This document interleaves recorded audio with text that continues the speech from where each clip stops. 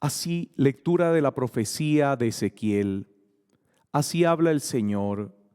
Yo voy a tomar a los israelitas de entre las naciones donde habían ido. Los reuniré de todas partes y los llevaré a su propio suelo. Haré de ellos una sola nación en la tierra, en las montañas de Israel, y todos tendrán un solo rey. Ya no formarán dos naciones ni estarán más divididos en dos reinos. Ya no volverán a contaminarse con sus ídolos, con sus abominaciones y con todas sus rebeldías. Los salvaré de sus pecados, de apostasía, y los purificaré. Ellos serán mi pueblo y yo seré su Dios. Mi servidor David reinará sobre ellos y todos ellos tendrán un solo pastor. Observarán mis leyes, cumplirán mis preceptos y los pondrán en práctica. Habitarán en la tierra que di a mi servidor Jacob, donde habitaron sus padres.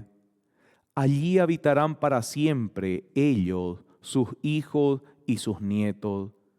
Y mi servidor David será un príncipe eternamente. Estableceré para ellos una alianza de paz que será para ellos una alianza eterna. Los instalaré, los multiplicaré y pondré mi santuario en medio de ellos para siempre. Mi morada estará junto a ellos. Yo seré su Dios y ellos serán mi pueblo. Y cuando mi santuario esté en medio de ellos para siempre, las naciones sabrán que yo soy el Señor, el que santifico a Israel. Palabra de Dios. El Señor nos cuidará como un pastor.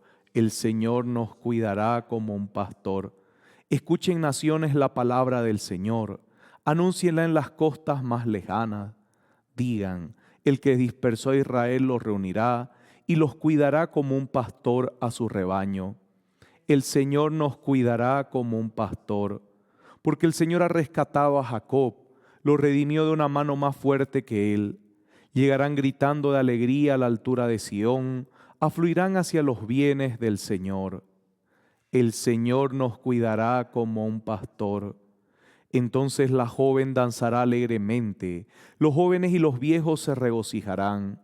Yo cambiaré su duelo en alegría, los alegraré y los consolaré de su aflicción. El Señor nos cuidará como un pastor. Los invito a ponerse de pie para proclamar el santo evangelio. Habla, que tu siervo escucha. Háblame, Señor, que tu siervo escucha. El Señor esté con ustedes. Lectura del Santo Evangelio de nuestro Señor Jesucristo según San Juan. Al ver que Jesús había resucitado a Lázaro, muchos de los judíos que habían ido a casa de María creyeron en él. Pero otros fueron a ver a los fariseos y le contaron lo que Jesús había hecho. Los sumos sacerdotes y los fariseos convocaron un consejo y dijeron: ¿qué hacemos? Porque este hombre realiza muchos signos. Si lo dejamos seguir así, todos creerán en él, y los romanos vendrán y destruirán nuestro lugar santo y nuestra nación. Uno de ellos, llamado Caifás, que era sumo sacerdote ese año, les dijo: ustedes no comprenden nada. ¿No les parece preferible que un solo hombre muera por el pueblo y no que perezca la nación entera? No dijo eso por sí mismo, sino que profetizó como sumo sacerdote que Jesús iba a morir por la nación, y no solamente por la nación, sino también para congregar en la unidad a los hijos de Dios que estaban dispersos. A partir de ese día, resolvieron que debían matar a Jesús. Por eso, Él no se mostraba más en público entre los judíos, sino que fue a una región próxima al desierto, a una ciudad llamada Efraín, y allí permaneció con sus discípulos. Como se acercaba la Pascua de los judíos, mucha gente de la región había subido a Jerusalén para purificarse.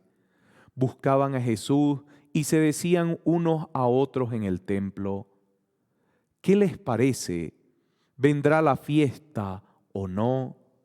Los sumos sacerdotes y los fariseos habían dado orden de que si alguno conocía el lugar donde él se encontraba, lo hicieran saber para detenerlo. Palabra del Señor. Pueden sentarse, queridos hermanos. Ya estamos en la recta final, queridos hermanos, para estos días que van a ser los días santos. Recuerde que Jerusalén era el lugar donde todos los profetas morían. Era el lugar donde todos aquellos que en el Antiguo Testamento profetizaban, hablaban, proclamaban la voluntad de Dios, fueron asesinados por el mismo pueblo. Es por eso que esta llegada a Jerusalén era tan importante. Mire, todo se prepara para esta llegada a Jerusalén y Jesús está próximo a entrar en Jerusalén. Tanto el pueblo como los sumos sacerdotes, fariseos, saduceos, todos estaban a la expectativa de este Jesús. Y mire, estaban molestos de escuchar los signos. Y el último signo que había hecho, y era un signo que sobrepasaba todo, y era que Lázaro revivió de la muerte. Se levantó de estar días muerto, salió de la cueva. Y esto incluso no provocó nada en el corazón de las autoridades judías. Aquí vemos nosotros cómo el corazón humano, como dice la palabra, es de donde salen o todas las cosas buenas o todas las cosas malas. La misma palabra dice, ¿quién entenderá el corazón del hombre? Solamente Dios. Así que el corazón de estos hombres estaba empecinado y agarrado por el poder. Estaba empecinado y agarrado por las grandezas que ellos ya tenían al tener cierto tipo de puesto. Y al tener cierto tipo de puesto, estaban en cierta situación social superior. Qué difícil que es bajarse de los pedestales cuando te sientes admirado, cuando te sientes aplaudido o cuando te sientes con autoridad por encima de los demás, siendo que esa autoridad es y proviene solamente de Dios. El sacerdocio que ellos recibieron venía de Dios. Los fariseos, los saduceos, los maestros de la ley y todos los títulos que existían venían solamente por Dios, pero ellos le dieron un sentido más humano hasta el punto de rechazar a Dios. Mire, hermoso, todos los títulos vienen de Dios. Fariseo y saduceo eran grandes practicantes de la fe, conocedores de la fe, maestros de la ley, ni qué decir. Los sumos sacerdotes, querido hermano, todos esos títulos venían de creer en el Dios verdadero. Pero ellos se pusieron por encima de los títulos divinos, los títulos humanos, hasta negar a Dios mismo con ese signo que vieron con Lázaro. Es por eso que en el Antiguo Testamento vemos cómo la primera lectura nos habla de que en David habrá un reino eterno. El reino de Dios estará en medio de nosotros. Estaba hablando de su propio Hijo, ese eterno templo en el cual nosotros podemos encontrarnos y regocijarnos en la presencia santa de Dios. Y es por eso que el Salmo dice que las jóvenes danzarán alegremente, los jóvenes, los viejos se regocijarán, cambiaré su duelo en alegría, pero solo si reconoces a Jesucristo. Muchos creyeron en Él, pero otros fueron a preguntar a aquellos que estaban embriagados de sus poderes humanos, y estos negaron al Dios hecho hombre en la tierra, y muchos se perdieron por culpa de ellos. Querido hermano, y esto está pasando muy comúnmente acá. La gente pregunta o lee o recibe mensajes acerca de Dios y los cree, pero no es capaz de tener una experiencia propia de Dios. Mucha gente escucha a algún ateo opinar en contra de Dios y dice, sí, suena muy bien, suena muy lógico, creo que tiene razón, y también se autodenominan ateos. Mucha gente lee opiniones de estos espíritus libres, como hablaba Nietzsche, que opinan de todo y al final no opinan de nada, Y dicen, sí, esto suena muy bien, tienen razón, es verdad. Creo que yo también me identifico con esta opinión. Esto es muy común en este tiempo. Y querido hermano, hay gente que opina cada barbaridad y parece que está hablando de una manera elocuente y lo único que está diciendo es una negación y negación y negación de las verdades. Querido hermano, esto tiene que ser algo importante. Antes de tú tomar una decisión en tu vida, de decidir si crees o no crees en Dios, si verdaderamente quieres ser cristiano, primero tenga una experiencia con Él. No decidas en los niveles meramente humanos, porque los niveles meramente humanos se equivocan, porque el ser humano es imperfecto. Así que el cerebro, la razón, por más capacidades enormes que tenga, se equivoca y se va a equivocar, y lo ha hecho.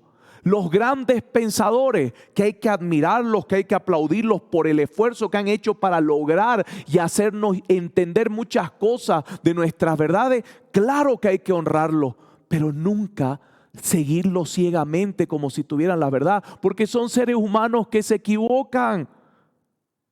Solamente cuando tenemos experiencia de Dios, el corazón no se equivoca, el cerebro se equivoca, el corazón nunca. Y es por eso que cuando llegamos a la vejez existen enfermedades como la demencia senil, el Alzheimer, que hacen que se nos borre todo.